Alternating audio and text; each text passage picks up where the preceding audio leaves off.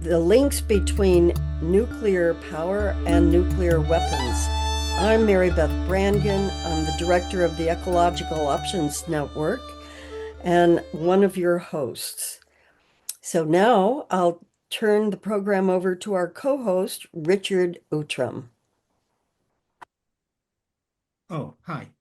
Hello, good morning, good afternoon, good evening, wherever you are. Thanks for joining us today. Thanks to our presenters, especially for joining us today. My name's Richard Outram. I'm active with an organisation called the Welsh Anti-Nuclear Alliance, and I'm pleased to be one of the sponsors and supporters of the TransAtlantic Anti-Nuclear Free Alliance. Um, so I've been asked just to introduce what the Alliance is about really this evening for you. So as you'll be aware, the nuclear industry collaborates extensively internationally with well-established links between the various agencies and organisations in the United States, the UK and Canada.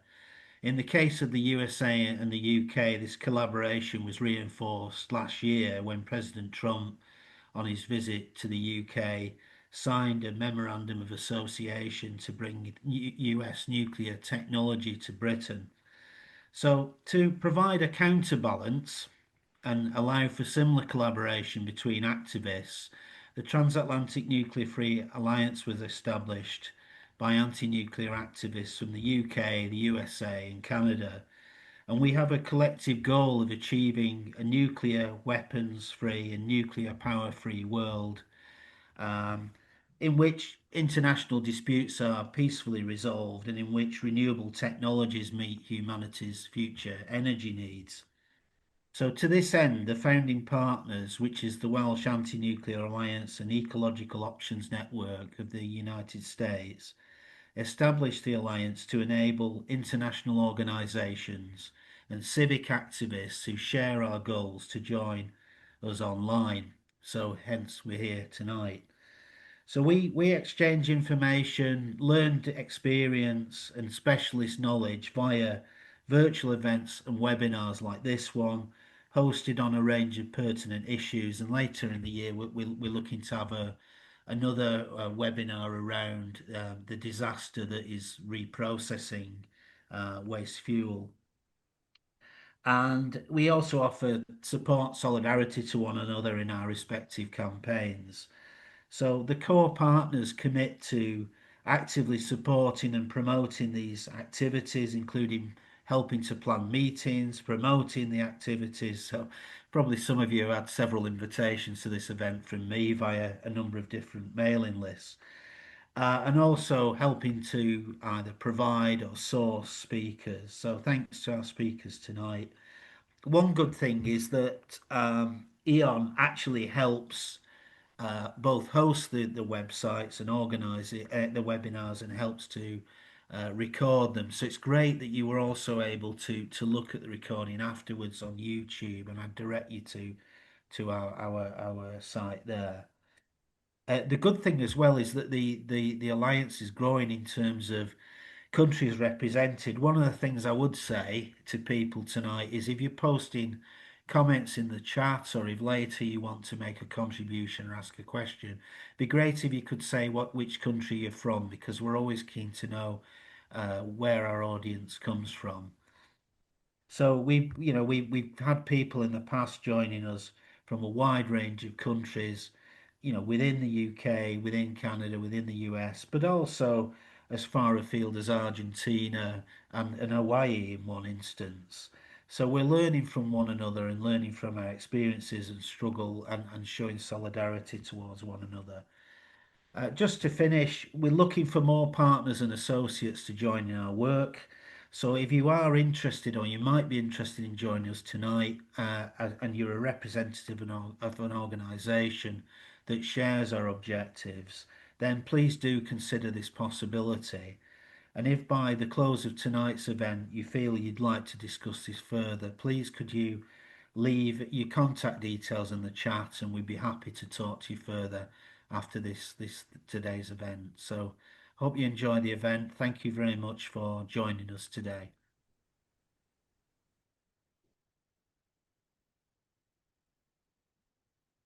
Thank you, Richard. And now today is the anniversary of the Trinity test, the bombing of the horrific bombing that was the first nuclear bomb detonated, and it was detonated over indigenous people in New Mexico without any warning.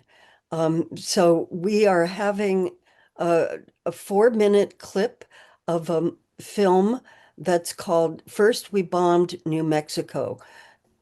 And it so links the concepts that we're talking about today. Thank you.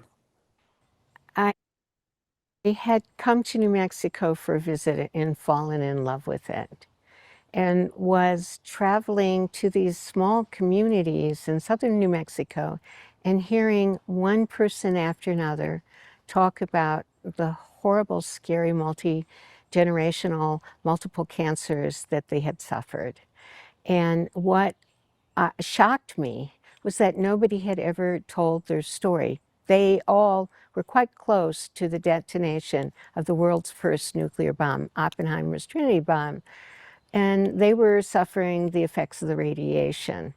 But the government had denied that anyone lived there or anybody had been hurt.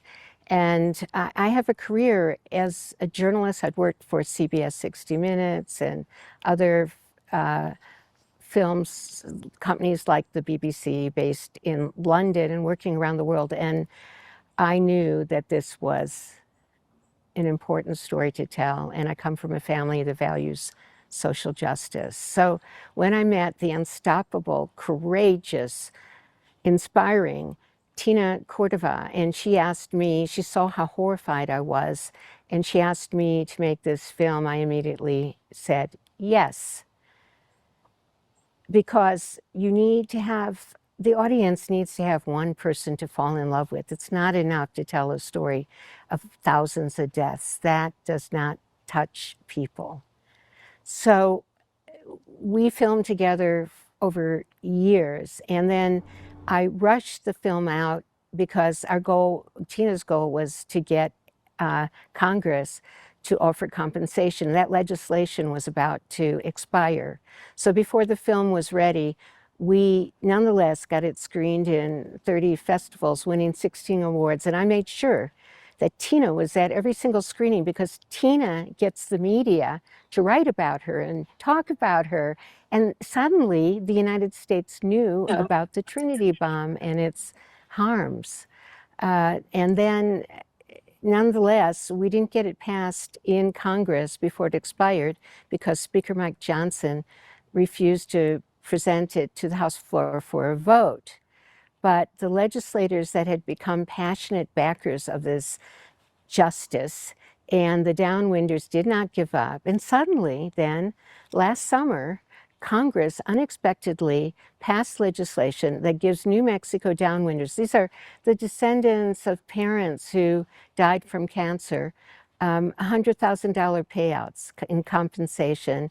And it's believed that 50,000 New Mexicans are eligible, and that would amount to $5 billion into the pockets of our most vulnerable individuals, families, and communities.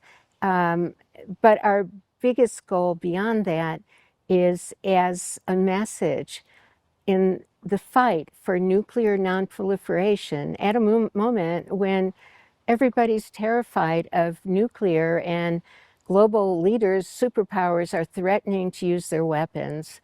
The people can stand up and unite against the use of nuclear proliferation.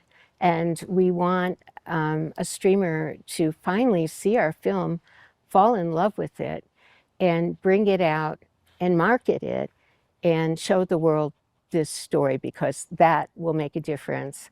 I fell in love with the people I met, and I also made this film because of a deep obligation. My mom said something very profound one time. She said, "You think if my husband and I had known that our kids were going to get poisoned, we would have stayed here? We would have done everything we could to get ourselves out of here." but no one ever told us. Bombs were developed here, built here, and researched here, are stored here, and then they're buried here. The US government tested the first ever atomic bomb at the Trinity site in south central New Mexico. We were unwilling, unknowing, uncompensated participants in the world's largest science experiment. Bob Alvarez asked an American official once, why didn't you do any studies of these downwinders? And the official told him off the record, well, what if we found something? They counted on us to be unsophisticated, uneducated, and unable to speak up for ourselves. We're not those people anymore. I'm not that person. General Groves and Oppenheimer said, in the future, we've got to be at least 150 miles from population. The plutonium has a half-life of 24,000 years. I'm sure 7,000 generations. Yeah, I'm sure it's still, thank you, 7,000 generations.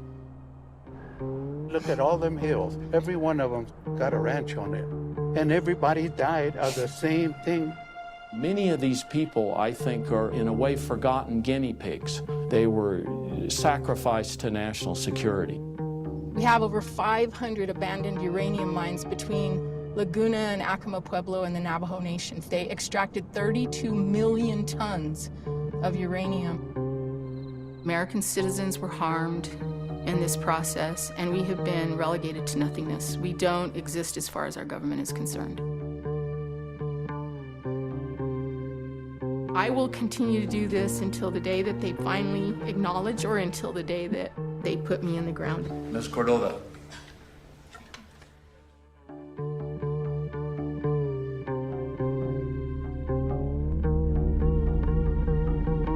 That's how lies work. You tell them long enough and people believe them.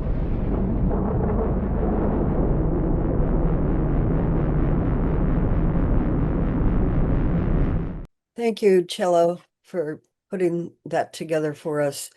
And it certainly sets the stage for our discussion that we're about to have.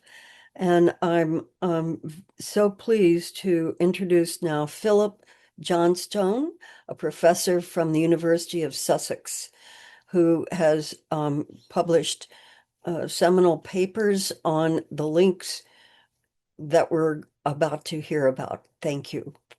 Philip? Thanks very much. And just bear with me while I share my screen. Okay. There we go. Yeah. Well, hi, and thanks so much for having me at this really important event to discuss this crucial issue. The work I'm going to be talking about for the next 10 minutes is research I've done with Professor Andy Sterling, mostly at the Science Policy Research Unit at Sussex, for about the past 10 years on the civil-military dynamics of nuclear power. And I also, because of the nature of our discussions focused on these transatlantic connections, discuss a little bit some of the implications of the moment Richard was talking about in September with the agreements between the USA and the UK. And the starting point to this is really to emphasize that we need to move beyond the discourse that we have heard so much about over the past few decades, that there's a nuclear renaissance, nuclear is needed because of climate, for energy security, and indeed cost effectiveness, and that there's going to be this great nuclear new build agenda. We can really make the case now that if you look at costs, as we do here, as they compare to renewables over the past decade or so, that nuclear is going in the wrong direction. The costs are increasing. Renewables costs are reducing dramatically.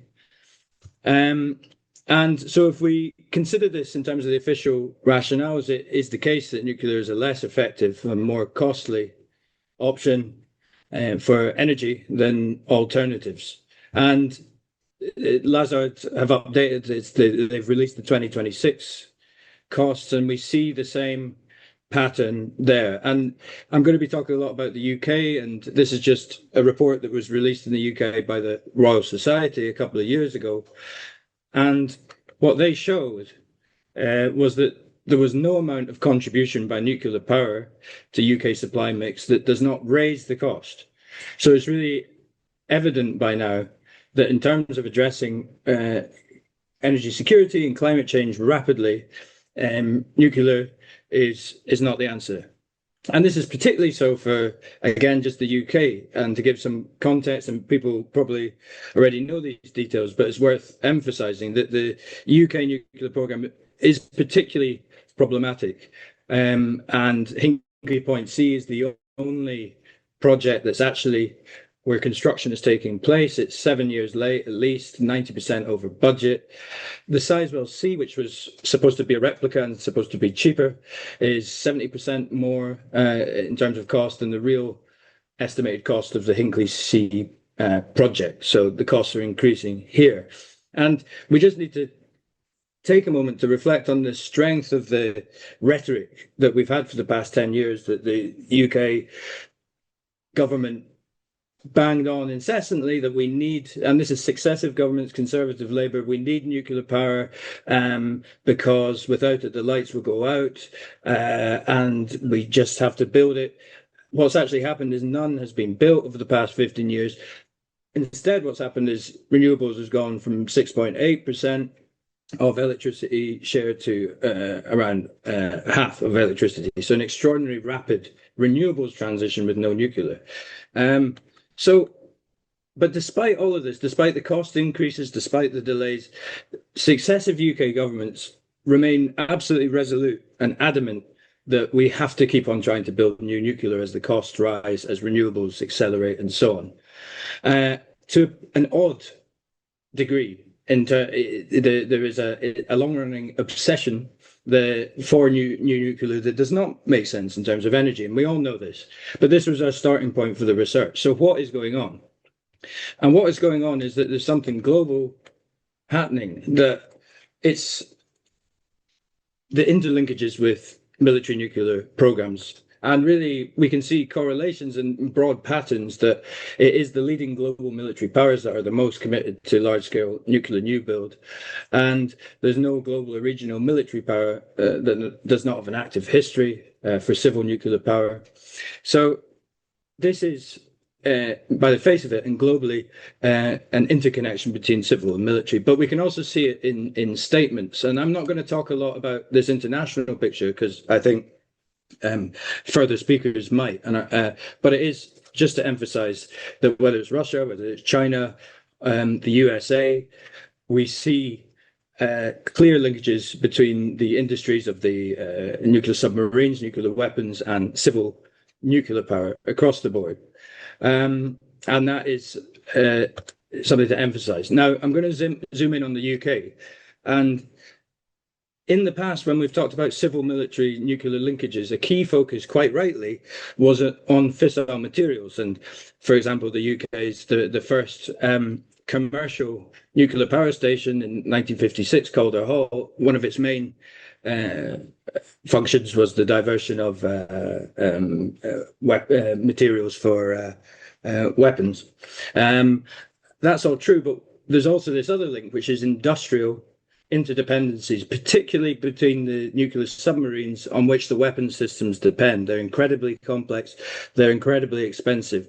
And what we see in the UK history is, as policymakers refer to it, a drumbeat, where the idea is that in order to be able to sustain the incredibly expensive supply chain skills, expertise for being a military nuclear power, you need to build civil nuclear power. It's like riding a bike. If you stop building it, you lose all those capacities. So the two are interlinked. And to give a brief story of the UK, in 2007, a report by Susi, BAE Systems, emphasized that a problem with the nuclear submarine program on the military side was it couldn't be masked by other programs. So what we saw is government responding accordingly. And in a 2014 heavily redacted report on the submarine program that was only achieved through freedom of information request by Rob Edwards, we saw plans to leverage civil nuclear investment, use civil nuclear facilities and engaged with the civil Renewable program to save the nuclear submarine industry for the benefit of defense.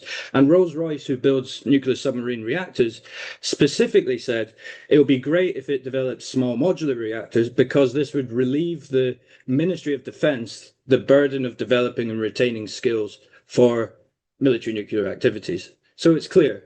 And in 2017, which was a pivotal year, the permanent secretary of the Ministry of Defence, who was also, interestingly, beforehand, the person who was in the room agreeing the deal for Hinkley C, admitted the link and said that it requires government action to make it happen. We've had politicians refer to the link, but the demarcation between civil and military is artificial.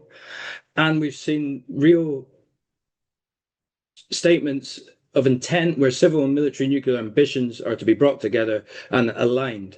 And yet the government routinely still denies these links whilst actually coordinating them on the other hand. So what does it all mean?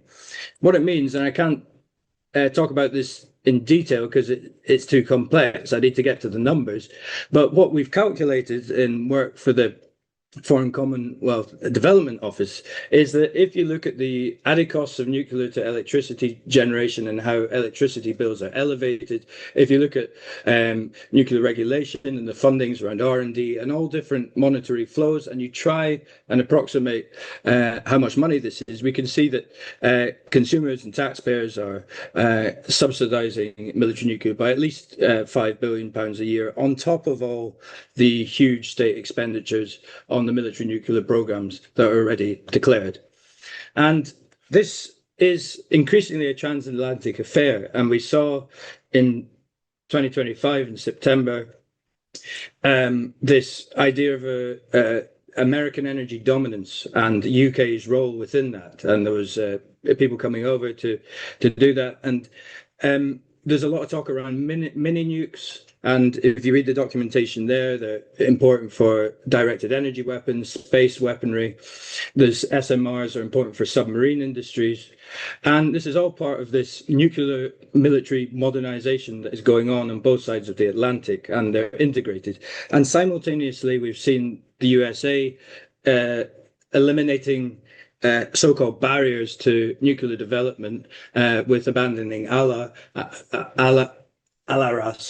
and the UK simultaneously did the same thing, weakening its regulations to speed up the development of the civil military nuclear complex. So I'll wrap up now, that's 10 minutes, just to say some points that we can be clear that the nuclear renaissance rhetoric has nothing to do with sustainability. Nuclear's position is poor and declining, and the main drivers are military pressures for marine propulsion, directed energy weapons, and other things.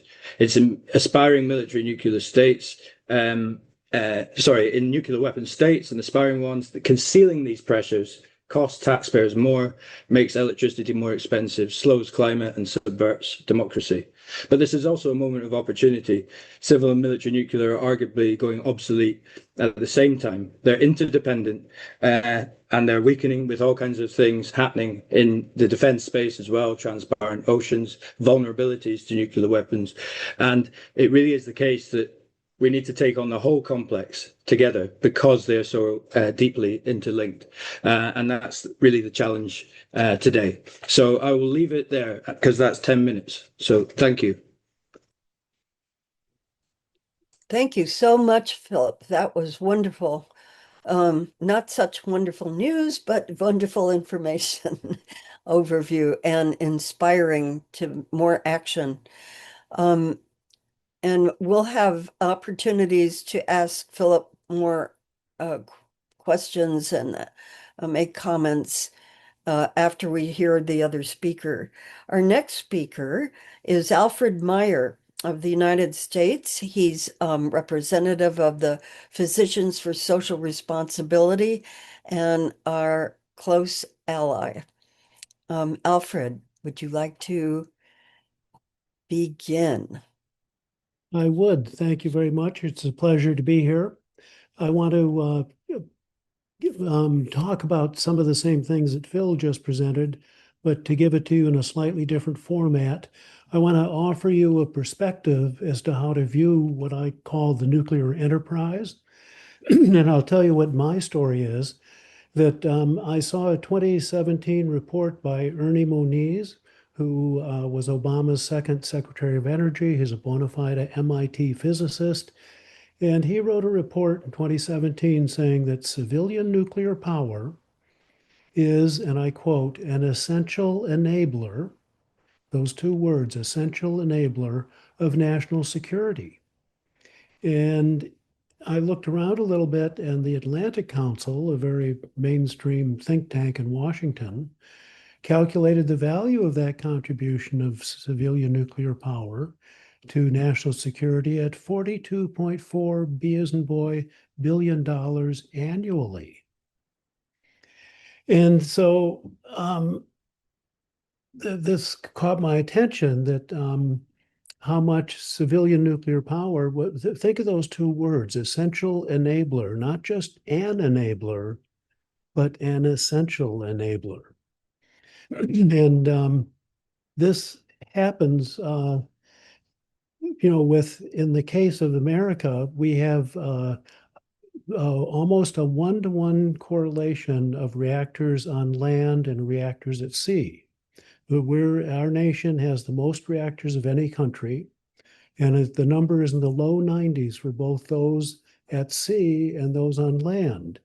And so my suggestion is that those civilian reactors on land, in essence, are doubling the market size of this very highly specialized and sophisticated market, and in essence serves to subsidize the military needs of it. And I think it's important to remember that when we talk about national security, we're really talking about nuclear weapons and the nuclear navy with which to deliver them.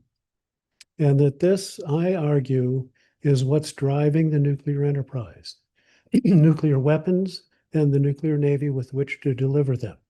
The civilian reactors I view as really the sales pitch for this endeavor.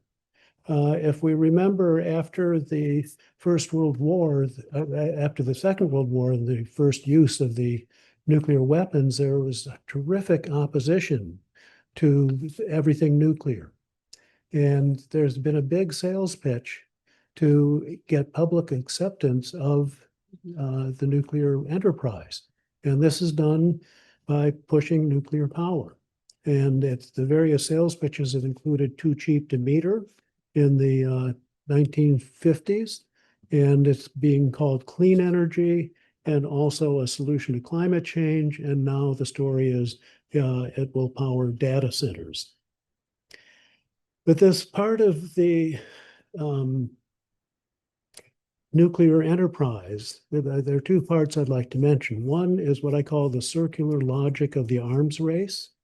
And curiously, that President Obama, who got a Nobel Peace Prize for his attitudes about nuclear weapons, started the refurbishment of the United States nuclear complex in 2012, devoting $1.7 trillion to a 30-year endeavor. And this is what started the new nuclear arms race, which I consider us to be deeply in. It's not something that's coming, it's something that's happening. So and then the nuclear renaissance is to sell nuclear to us and to make it seem like it's inevitable. But what do I mean by the nuclear enterprise? I'm talking about a vast, complex, and highly specialized military, industry, and academic and governmental complex. That's the manufacturers of all these highly specialized instruments and equipment. We need the military gets the money and directs to build more weapons, and the industry actually builds them. We need lots of scientists and atomic workers and governmental organization of it.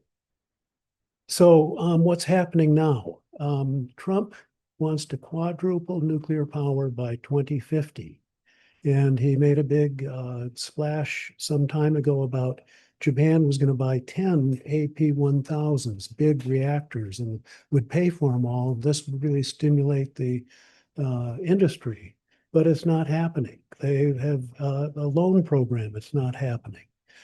Another thing I'd like to mention is that the New York Times recently, on July 3rd, had an article about the Nuclear Regulatory Commission changing their radiation exposure standards. And the coverage of this topic really sounded like it was an industry talking points as opposed to anything vaguely approaching investigative journalism. And so I think there's a big push to sell us a bill of goods to create an illusion that's inevitable, and they're pushing it. I also want to just mention that for some reason, we seem beholden to the inalienable right to nuclear power, which is expressed in both the Nuclear Non-Proliferation Treaty and also the Treaty for the Prevention of Nuclear Weapons. But this inextricable link between weapons and power, I think, is proven in the case of Iran. They have the inalienable right for nuclear power, but why do we worry that they'll have nuclear weapons? It's because the industries are connected. And thus, what I'm really saying is that the nuclear weapons and nuclear power, it's one and the same enterprise. And this bifurcation, this trying to say, oh, I'm completely against nuclear weapons, but I'm all for nuclear power, is really just a purposeful and strategic division of things. And I think we need to understand that supporting nuclear power is supporting nuclear weapons. And I want to end with a somewhat upbeat comments that there's a comment period that ends today for the plutonium pit programmatic environmental impact statement. And at the end of August, on the 31st, is the end of the comment period for the Nuclear Regulatory Commission's new radiation exposure rules. So, and I'd also like to mention a program called protectbetter.org, which has been organized to make comments about the NRC radiation rules. So thank you very much. I look forward to a vigorous discussion. Thank you so much, Alfred. And Alfred is working very hard on the Protect Better campaign. And I see other people on the call who are also involved with that campaign, which is essential. And it brings all the issues, all the nuclear, various nuclear silo issues together because of the exposure that will be subject to if it goes through. Our next speaker is Susi Snyder, who is from the organization ICAN, the International Commission on Against Susi, and we are so happy to have you. Great. Thank you very much. It's lovely to be here with you all today. And good evening, good morning, good afternoon, wherever you might be. To clarify, the International Campaign to Abolish Nuclear Weapons is a global campaign coalition. We are comprised of more than 700 partners in 114 countries. And our focus is nuclear weapons, and is specifically nuclear weapons. So that is where my area of expertise lies. However, what I'm going to do today is talk about something that, whatever your campaign goals are, you might be able to use. And one of the reasons I'm talking about things like divestment is because when you follow the money, you really get to uncover quite a lot around the industry and the issues with which we're dealing. And I've been working on what's called Don't Bank on the Bomb, which some of you, I recognize your names in the chat, you might know. And we've been looking at who profits from the production of nuclear weapons, what are the companies that are involved, and how can we actually get them to change what they're doing and to move away from supporting this particular industry. So what I want to do today is I want to just talk about a couple of things that I think might be helpful no matter how you want to approach this. So the first thing is really knowing who are the companies involved in what we're talking about. Because if we're going to follow the money, then it includes following the private sector actions. And Phil Johnstone spoke about industrial interdependencies. So you might actually recognize some of these companies depending on which direction you come into this issue from. But what it's important to look at are things like, for nuclear weapons, it's major defense contractors, right? So we're not surprised when we hear about Lockheed Martin, Northrop Grumman, General Dynamics, right? That doesn't surprise us. But not all of the companies involved are defense contractors. You know, Boeing is despite what you might think, Boeing builds a lot more than airplanes and a lot more than helicopters. Boeing is actually a major defense contractor with more than 55% of its annual turnover related to defense. And of that, about 14% is related to nuclear weapons. Airbus, lots of airplanes, and also nuclear armed missiles for the French government. And Rolls-Royce builds the engines for these nuclear armed submarines, which are continuously circling our Earth. 40% of the nuclear weapons in the world are underwater right now. Other companies that it's important to think about are those who are part of this industry, but who you may not immediately consider. So again, with nuclear weapons, we talk about, heavy industry like Honeywell. I think of Honeywell as the company that manufactures thermostats, but they also are heavily involved in the nuclear weapons complex. So is Huntington Ingalls Industries, so is Fluor. Now, recently, the United States government has entered into contracts with 5 companies to do plutonium reprocessing for nuclear energy purposes. And this is extremely risky. Not only is plutonium itself very risky, and a speck of which, if it enters your lungs, will kill you, but these companies are now sort of becoming a proliferation risk by entering into this agreement and looking at how to convert plutonium into energy. And so those companies are Oklo, Standard Nuclear, Exodus Energy, Shine Technology, and Fliebe Energy. I'm not sure if I'm saying that correctly. I've been speaking a lot of Dutch lately. It might be Fliebe, but it's I'll put it in the chat as we continue. And so another question, if you're thinking about campaigning on this issue from a financial perspective and looking at the corporate sector, is to ask yourself, and as you prepare, are there key companies in the supply chain that might be addressed? Are there places within the supply chain that we can flip their objectives, or we can appeal to other efforts that they have before they take on contracts? Or if the contracts are very small, to terminate those contracts because of other harms and other hazards that they themselves might be exposed to. Now, companies are one part, but companies don't generally exist without those who profit from them. I mean, that's what their drive is, right? To earn money and to turn that money over to their shareholders and to other investors. So one of the things that we look at are banks, pension funds, asset managers, other institutional investors. And we look at, does my financial institution have investments in the companies that are building products with which I have concern? And a lot of time, there are some who don't have investments, right? So you can look at these big lists we have about 301 financial institutions that are currently profiting from the nuclear weapons industry. But there are way more than 301 financial institutions in the world.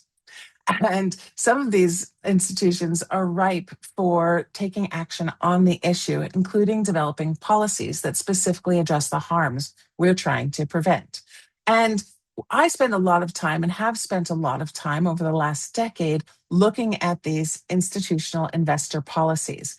They very rarely say nuclear weapons, or at least not in the headline. They certainly won't say nuclear energy in the headline. Instead, they'll talk about things like sustainability and how do they define it.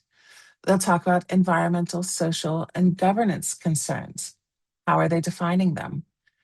I've found interesting opportunities in reviewing ethical policies that a lot of institutional investors have. These often apply to how they treat their employees, but it can go beyond that into where are they making their investments? How are they earning money? I've also seen an increase in the last several years on financial institutions with policies around how they address issues on Indigenous territory. And this is really spurred on by the tremendous efforts of those who are challenging the Dakota Access Pipeline and the issue of sovereignty and whose land is it. So there are a lot of ways to look at a policy within a company, within an institutional investor, and to see what is it that they have. If they don't have a policy that we like, it's worthwhile asking them. Is that it could come from an environmental angle, could come from a human rights angle, and it can also come from a financial angle. Because at the end of the day, that's often what motivates them. And if they're investing in technologies that we know have tremendous risk, like nuclear weapons, that can be problematic for them. Or if they're investing in companies whose primary source of income are governments, that also, those companies, when they talk about government contracts, they put in a lot of caveats that their projections are not necessarily trustworthy because governments change, policies change. So one of the things we look at is who has policies. And I encourage people to look at who has policies on these issues. And if they have a policy that you like or a policy you think is easily adapted, say thank you. Reach out to them. If it's your institution, you probably have an app that you can get in touch with them. I send my bank lots of messages all the time through the banking app. And it's worth doing. Even though you're talking to a robot, that robot probably doesn't have the answer that you're looking for when it comes to investment policies on areas for which you're concerned. And do it often. Often. I think about it a lot, like, we're taking on some industries that are massive and they are making millions for a select few.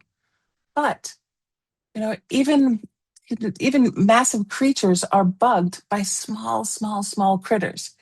I think about, how important it is to be the mosquito in the tent on these issues. And a constant buzzing can really make a difference.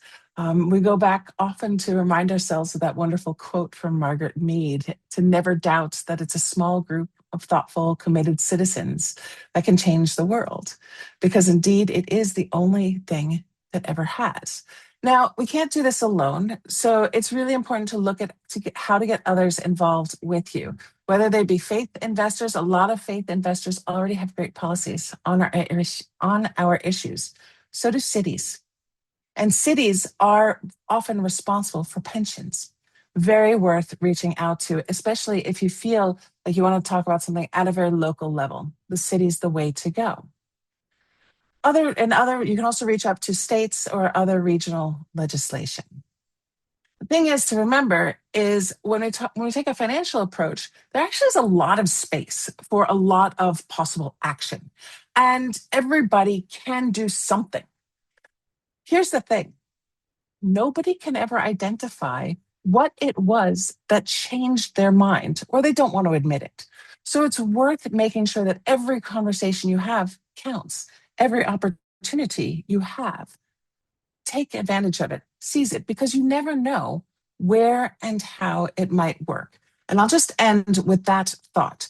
When we started doing Don't Bank on the Bomb, we had more than 400 institutional investors exposed to the nuclear weapons industry. And we have brought that number down and down and down over the years. And we've done it constant, slow pressure. We are the mosquitoes in the tent. And I encourage you to look at your own opportunities to do the same. Thank you very much. Thank you, Susie. That was very inspiring. Really, a lot of great suggestions there. I appreciate it so much that you're with us today. Our next speaker is Gordon Edwards. Gordon is the director of the Canadian Coalition for Nuclear Responsibility and one of our founding members of our TransAtlantic Alliance. So welcome, Gordon. Well, thank you very much. Very happy to participate in this group. I think that the previous speakers have said so many good things that I'll just add a few thoughts to what has already been said. As we all know, Albert Einstein said the unleashed power of the atom has changed everything except our modes of thinking, and thus we drift towards unparalleled catastrophe. I think the important thing here is that we've got to change our modes of thinking. We really have to change our modes of thinking. Even to call these nuclear devices weapons is a mistake. They're not weapons, they're suicide machines. The 5 official nuclear powers have signed statements saying a nuclear war can never be won and must never be fought. And yet, they are acting in the opposite direction. They're acting as if these things are simply conventions and that wars are things that can be won or lost rather than a war being a universal disaster with nuclear weapons. So I think that one of the things that we can do is try to help people and help ourselves to break out of the habits of thought that we have. Many people may not realize that just 3 months after the bombings of Hiroshima and Nagasaki, the US, the UK, and Canada issued a joint declaration containing 3 prophetic insights. This is in November of 1945. Number 1, that nuclear weapons provide a means of destruction hitherto unknown, against which there can be no adequate military defense. So if you have a device like that, for which there's no adequate military defense, it's not a weapon. Second, that no system of safeguards will of itself provide an effective guarantee against the production of atomic weapons. There goes the International Atomic Energy Agency. All they can do is blow the whistle. We know that in every field of human endeavor, the crime always outruns the traffic always outruns the enforcement. Number 3, that atom bombs are weapons in the employment of which no single nation can, in fact, have a monopoly. The implications of this is that we have to stop thinking about non-proliferation as being the main objective. It's not a question of not proliferating, it's a question of getting rid of those we already have. We have to remember that when we point the finger at countries like Iran, quite rightly, in terms of concern about them acquiring a nuclear weapon, all those hands that are pointing have their own stash of nuclear weapons right at their feet. And the problem is not to stop the spread of nuclear weapons, because that cannot be done unless you get rid of nuclear weapons altogether and get rid of the material basis upon which the nuclear weapons industry survives. In 1978, our Prime Minister at that time, Pierre Elliott Trudeau, addressed the United Nations Special Session on Disarmament and said that if we really are serious about stopping the nuclear weapons arms race, we have to adopt a strategy of suffocation by choking off the vital oxygen upon which it feeds. And the vital oxygen upon which it feeds are 2 materials, highly enriched uranium and plutonium, for weapons. Now, when he made that statement, Trudeau was referring to military production of plutonium, but any production of plutonium is weapons usable. So anybody who has a stash of plutonium, separated plutonium in particular, is only a short distance away from having nuclear weapons. It's simply a matter of political will. It's not primarily a question of technical difficulty.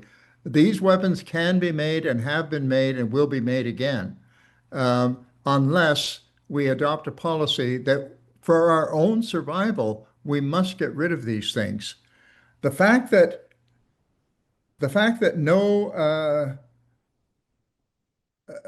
no single nation can, in fact, have a monopoly on these weapons means that no group of nations can have a monopoly on them either, and therefore it's either all or nothing. In a nuclear armed world, any conflict anywhere in the world can turn into a nuclear war, and once a nuclear war starts, no one knows how to stop it. So I think that it behooves us all to really pay attention to the fact that enrichment facilities themselves, uranium enrichment facilities themselves, are potential weapons machines. When the Obama administration drew up a deal with Iran that was fully enforced by the IAEA at that time, they took care to to have Iran commit to not enriching uranium beyond 5%. That material cannot be used for weapons. And consequently, if everybody were to abide by that rule, not enriching uranium beyond 5%, and also not producing plutonium in a separated form that can be used in weapons, if every nation in the world agreed to those terms, we would be well on our way towards a nuclear weapons-free world. So the good news is that on a physical level, we know how to go about stopping this. What we're lacking is political will. And one of the reasons we're lacking political will is because we're using outmoded ideas. As Einstein said, it's our modes of thought that have to change. As a matter of fact, within months after the bombing of Hiroshima and Nagasaki, the British Prime Minister of the time, Clement Attlee, wrote in his diary, quote, "Rivers as strategic frontiers have been obsolete since the advent of air power. It is infinitely harder for people to realize that even the modern conception of war is now completely out of date. The only course which seems to offer reasonable hope of staving off imminent disaster for the world is joint action by the USA, UK, and Russia based upon stark reality. We should declare that this invention has made it essential to end wars altogether." So I think that we have to be bold. We have to be bold and cut through the crap and stop using terms that are inappropriate to the level of the danger. Before the invention of nuclear weapons, we humans had no reasonable way of imagining how we could end human civilization in a matter of hours. Now we do. Also, not only ending human civilization, but also setting back the 4 billion-year history of evolution on this planet. Why would we want to do that? And yet this is what these weapons enable us to do. And as long as those weapons are tolerated, then somebody sooner or later is going to be stupid enough or malicious enough or malignant enough to start something that the whole earth is going to suffer for. It would be a shame to reduce the status of the earth to the status of the other planets in our solar system, lifeless. Thank you. Oh, thank you so much, Gordon. That was a great pep talk. And it's so true. I appreciate your participation deeply. And now we can begin having our broader discussion. And we have a question from Sam Arnold from New Brunswick, who is wondering if the nuclear enterprise can be halted without a major nuclear accident or use of such a weapon. Who would like to approach that question?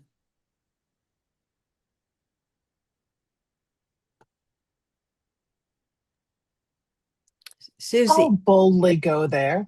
Okay. Why not?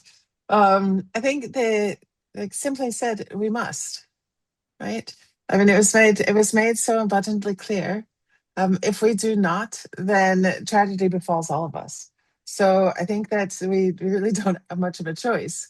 I do not want to be the one standing on the incinerated ashes of our communities going, "Ooh, told you so." Right? I don't think any of us want to do that. So we have an amazing opportunity to prevent terrifying harm. And that is, if nothing else, that's something to remember. We must prevent it. We have prevented the worst of the worst until now. There has been a lot of harm, though, along the way, and that is why we know just how bad it could be. We haven't even fully understand what we've done yet and the complex cascading compound effect of what we've already unleashed. So we must. And the alternative is unthinkable. Thank you, Susie. Would anybody else like to weigh in on that question? Phil, here's Jan Dictus. Would you like to say something about that? Yes, just briefly to introduce myself, I'm running the Secretariat of the European organizations, Cities for a Nuclear-Free Europe, which is now chaired by the city of Vienna. So it is a network of 31 cities in Europe who is, I must say, not against nuclear weapons, because we concentrate on nuclear power, civil use, because that is worse enough for us. And to connection with the question, we started our network, or at least the city of Vienna started the network after Fukushima disaster. So there was this city of Vienna who realized that we would address this issue if an accident like that would happen in Europe. That's unimaginable. That's not possible. So we addressed the European Union, we addressed many national governments, and we found more cities to join us, because that is a way that cities can have a voice in this matter. Because on energy issues, like on this level, local authorities don't have a voice. As I said, coming back to the point, it started, of course, with a wake up of Fukushima. So if you ask, do we need another disaster to stop nuclear? I hope not, but at least you can say if something happens, a nuclear disaster happens, then public opinion will change again. Thank you. Thank you for that. And welcome to the Transatlantic Nuclear-Free Alliance. It's great to have you. Jack Douglas. Yes, hi. Hello, hi. Whoops, there we are. Okay, good. So one of the things that where most of us are talking about what the government can do. And I'd like to talk in a sense that every one of us, every dollar we spend is a voting dollar for energy and materials that are pretty much stolen from the earth. So if we vote with the dollars we spend, we have direct power in our hands. For essential services. So if we vote for the things we need rather than the things we want. And the other one is that dialogues, we can all engage those we have disagreements with in our personal lives, and we can encourage governments through our example. By Mohandas Gandhi used Satyagraha, which means truth search, which is basically both sides now equal time recorded and published dialogues. Some of those still exist. And to bring together people in our diversity. So we each have options in our lives. And as we grow those options as communities together, then the government will see. But they're not going to see from our protests. They're not going to be seen by putting them in the blame situation. When we take it on ourselves, then we show a clear direction. Thanks. Thank you for that comment. Gordon. Yeah, I just wanted to point out that when people lead, leaders sometimes follow, and it really requires a lot of mobilization and demonstration of political will. Back when they were doing testing in the Southwest United States, atmospheric testing, Linus Pauling, the double Nobel Prize winner, said that 96,000 Americans every year were dying as a result of radiation from the fallout from those nuclear weapons tests. People got very worked up about this. There were massive protests, and unilaterally, the United States stopped atmospheric testing. 2 months later, the Soviet Union unilaterally stopped atmospheric testing. And 2 years later, they signed a treaty to stop the testing of nuclear weapons above ground. This gives just an indication of how the people are necessary to provide the leadership.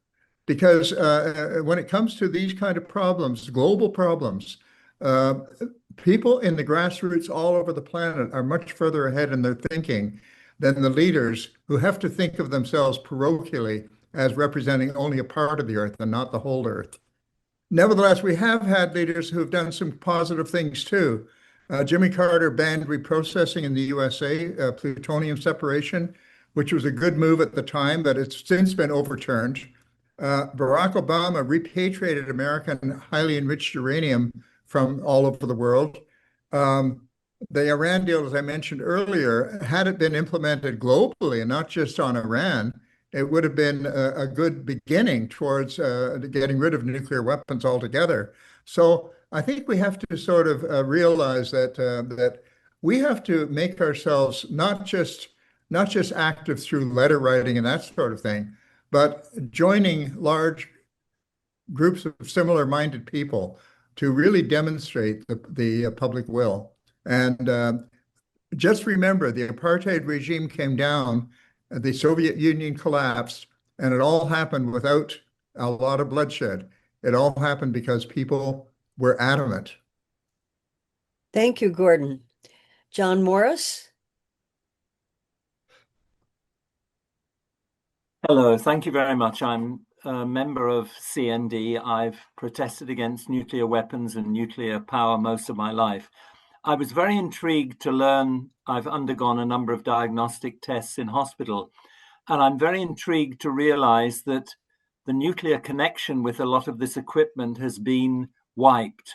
Has that been done because the nuclear power companies are afraid that nuclear will get a bad name, or is it connected with nuclear weapons? I feel that I understand what X-rays are, but there must be a lot of other equipment which is nuclear connected, and I would be grateful if I could have that explained. Okay, thank you. Let's see. Gordon, I know you've spoken on that kind of issue before. Yeah, I'd just like to say very quickly that we have produced a fact sheet and a video on medical uses of radiation, which are not at all dependent on either nuclear weapons technology or even nuclear power technology. Okay, thank you. Maybe somebody else will have more to say about that, John. I want to go on to our other hands here. Michelle, welcome. Hi.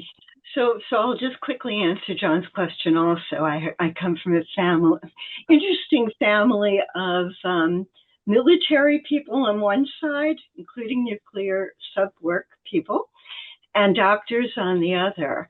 And I have my sister, who's Harvard Medical School doctor and head of pediatrics.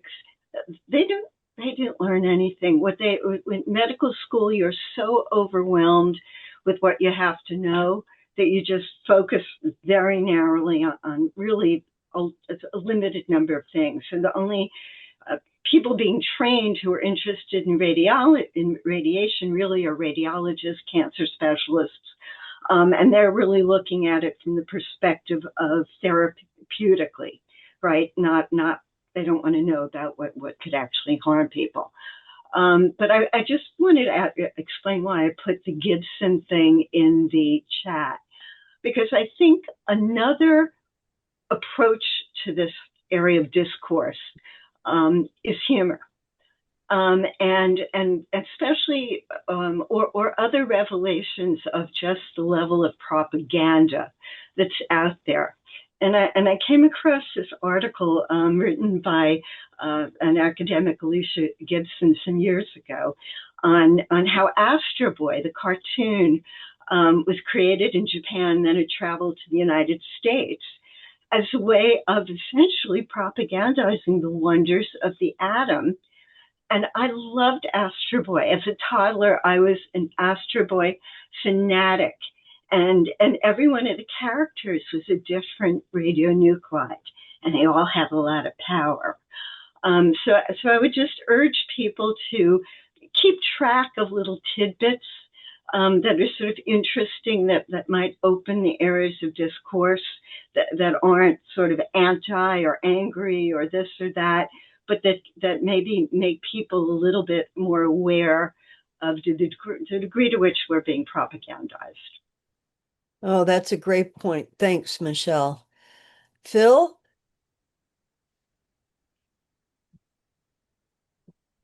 Hi there. There's so much incredible discussion, and thanks everyone.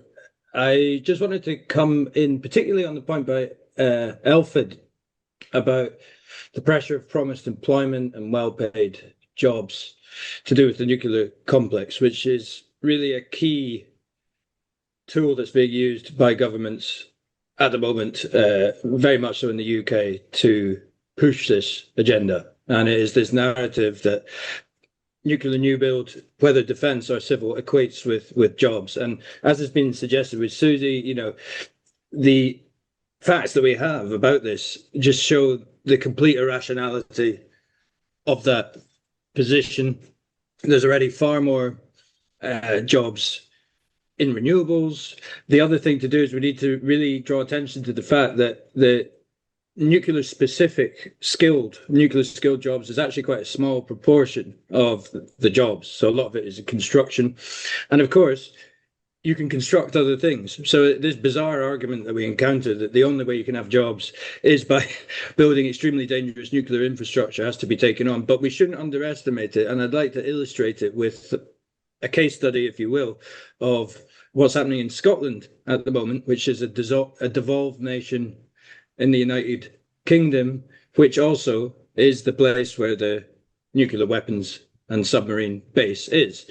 Now, the Scottish government since 2007 has had a position of no new nuclear energy, and ultimately we want the weapons out, which is a huge problem. And what they've done is they've initiated a renewables transition that's been incredibly fast, and now Scotland produces the equivalent of 122% of its electricity from renewables. It exports 20 terawatt hours to England. Despite this, the UK government is saying that Scotland has to build new nuclear reactors for power. And it's obviously nonsensical, completely nonsensical from an energy position. But it is about the fact that their ultimate fear is if they don't do that, then you do not have young people are going to want to work in renewables. They're going to want to work in the future industries. So they have to maintain this nuclear culture and force it onto Scotland so that they have a pool of people that will work in Faslane and so on. So it's an absolutely crucial issue to take on. And at the moment, the UK government is investing huge amounts into Scottish universities, and it's completely messing up the renewables transition. But what is incredible is the lack of attention to basic facts that you get in much of the media, and how this propaganda is just repeated and repeated and repeated. And it doesn't take much, if you look at the statistics, to show that already there's 10 times as many jobs in renewables in Scotland as there is in nuclear weapons and all these kind of things. So the arguments are there. And we need to equip ourselves with them, because this is going to become an increasing thing. As all the other arguments fall away, as it becomes increasingly clear it's not needed for energy, not needed for this, it will be jobs, jobs, jobs, jobs, jobs. So the facts are there. But yeah, I think it's a great point. We need to be aware for that one. Thank you, Phil. And while you're on the screen, I'm going to take my chance to ask you directly. When I found out about directed energy weapons, I thought, oh, phew, now we won't have to worry about nuclear weapons, at least, even though directed energy are horrendous. But I had never realized that they would be used to power the directed energy. Do you want to say anything about that? Yeah, it's this. So these weapons, and I'm not a military weapons expert, I will say, but what seems clear is that they need very concentrated sources of energy that are relatively compact. so that they can be mobile. And within this, we see these micro reactors, compact reactors, as considered to be the ideal technology for powering these, a very concentrated source of energy.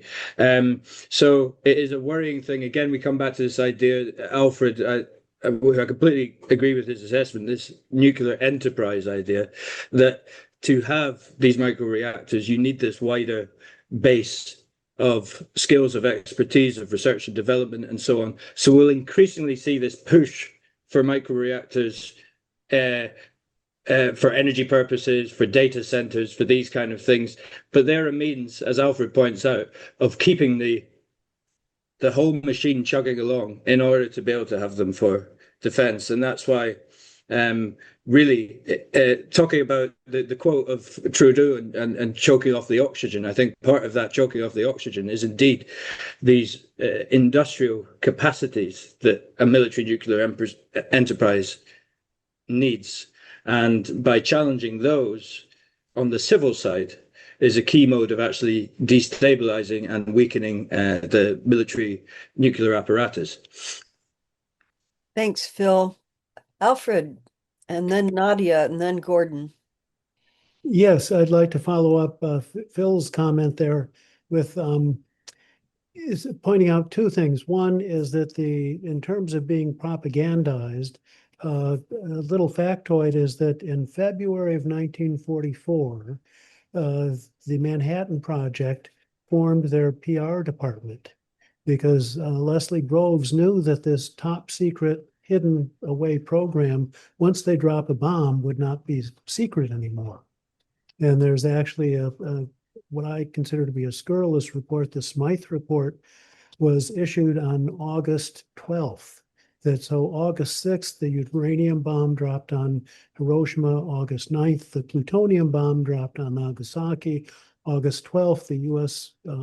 House of Representatives issues this Smythe report to justify spending $2 billion 1945 dollars on this project. So just to say that they've been into promotion a long time. To shift gears slightly, we have to fight this new nuclear stuff at every step of the way. But one of my big concerns is we also have to fight what I call the nuclear imperative.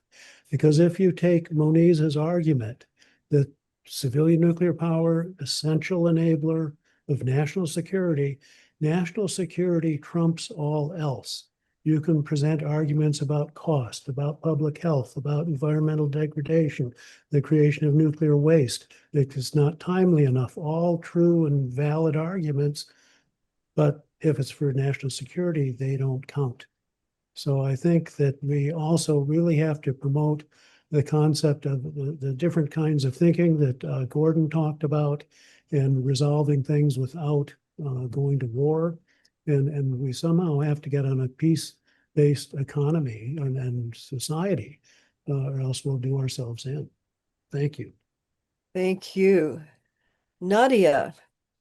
Thank you so much. And hello, Dr. Edwards. Thank you for all the work you do. I just wanted to emphasize the fact that Carney is getting into militarism as a necessity. Nobody voted for this. And I'm wondering if we can mount a really effective movement across Canada, everywhere in Canada, to counter this argument that we need to spend billions of dollars on military equipment that will only serve the military-industrial complex and will only serve the interests of American companies in the first place. Is there any way we can mount this powerful, effective movement to counter this nonsense? This is insanity, I should say. Mm-hmm. That's right. Well, Gordon, you're next. Well, just to return to my theme about our modes of thinking, nuclear weapons do not confer national security. In fact, they confer national insecurity. And I think we have to challenge the language that's being used and turn it on its head, because it's telling us lies. Look at Iran. Iran, by enriching uranium up to 60%, Does this contribute to their national security? No. It invites attacks from neighbors. And I think we have to sort of get people to see through the public relations language. You're calling something a nuclear umbrella. What the hell is that? Is this really a nuclear umbrella? Is this really protecting anybody? Or is it simply saying that if anybody attacks us, we'll simply blow the whole bloody planet up? Is that security? Of course, it's a threat versus counter threat. Yes. Take a look at NATO. NATO says that nuclear capability is essential for their security. What kind of message is that sending to other countries in the world? You better get nuclear weapons if you want to have something essential for your security. So we're sending out the message to every other country in the world, get your own nuclear weapons if you want to have national security.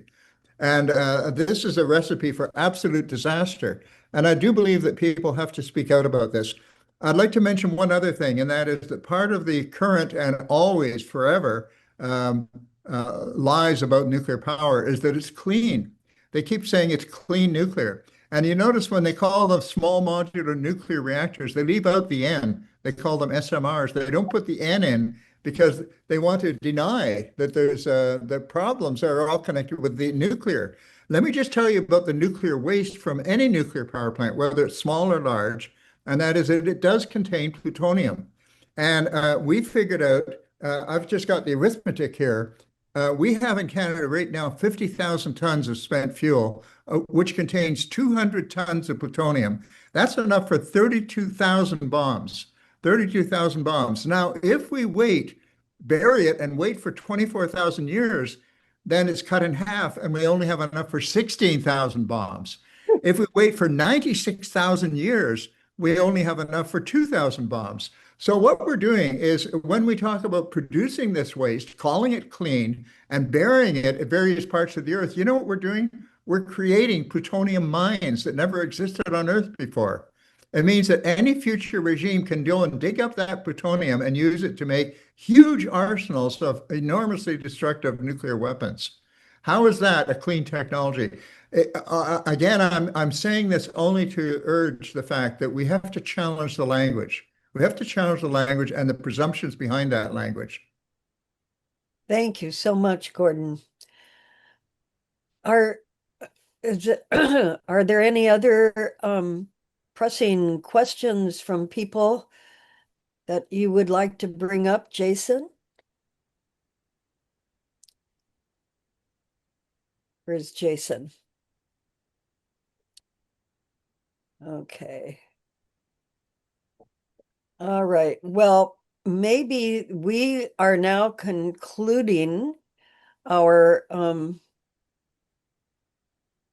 session here, and we invite everybody to distribute the video of this incredible discussion, and we can send you that link to your emails, since you will have registered and given us your email. Jason, do you want to? Hello there. Can you hear me? Yes, now we can hear you. Okay, I'll talk only 1 minute because I know you're at the end. I was invited by the wonderful and absolutely feisty Angela Bischoff of OCAA. So please look at my text, my good friends, my good neighbors, and try to support my campaign in Toronto Danforth, because I am fighting to have Doug Ford removed from office. And I'm one of the few candidates that actually went to court to have this premium removed for the grassroots organization. Thank you, everyone. It's a pleasure to meet you all. My name is Jason Stevens. Oh, thank you very much. That's another way we can engage, is to run candidates for public office. That's very important. Thank you for speaking up, Jason. And all right. So, Richard, would you like to make any concluding comments?